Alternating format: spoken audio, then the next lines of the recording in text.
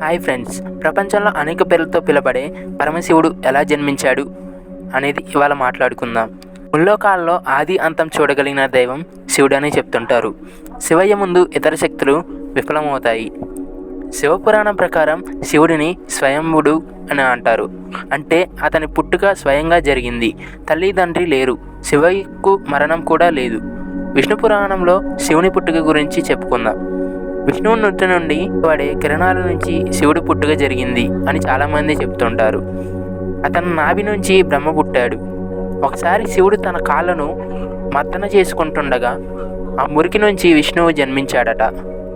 అదే నిజమైతే విష్ణు శివపురాణం వేరుగా ఉన్నట్టే శివుడి జన్మం గురించి మరో కథ ప్రాచుర్యంలో ఉంది.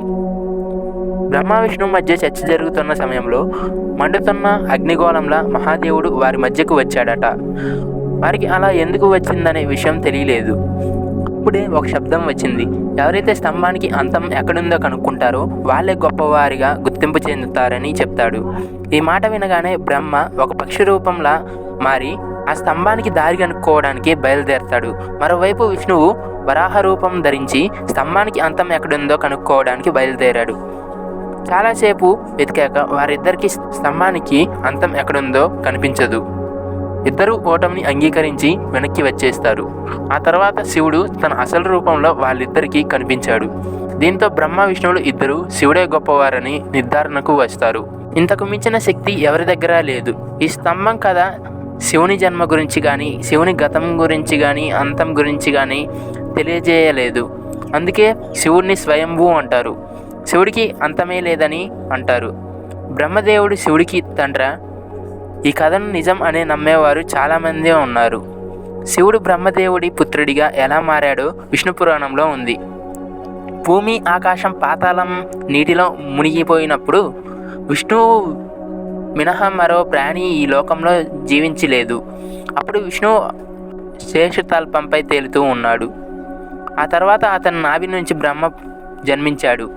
విష్ణువు బ్రహ్మ విశ్వం గురించి మాట్లాడుకుంటున్న సమయంలో శివుని ప్రస్తావన వచ్చింది. బ్రహ్మదేవుడు అతన్ని గుర్తించడానికి నిరాకరించాడు. దీంతో శివుడు అలిగాడు. విష్ణువు శివుడికి దివ్య దృష్టి ప్రసాదించి బ్రహ్మదేవుడికి శివుడి గురించి గుర్తు చేస్తాడు. ఆ తర్వాత బ్రహ్మ తన తప్పు తెలుసుకొని క్షమాపణలు కోరాడు. తన తప్పును సరి చేసుకోవడానికి తన కుమారుడి రూపంలో పుట్టాలని ఆశీర్వదిస్తాడు. దీంతో శివుడు బ్రహ్మ కోరిక మేరకు ఆయన కడుపున పుడతాడని మాటిస్తాడు. బ్రహ్మదేవుడు ఈ సృష్టి రచన చేస్తున్నప్పుడు ఒక పిల్లాడు అవసరమయ్యాడు. అప్పుడే అతనికి శివుడి ఆశీర్వాదం గుర్తొస్తుంది. బ్రహ్మదేవుడు ప్రార్థించగానే శివుడు అతని ఒడిలో చిన్నపిల్లాడిలా ప్రత్యక్షం అవుతాడు.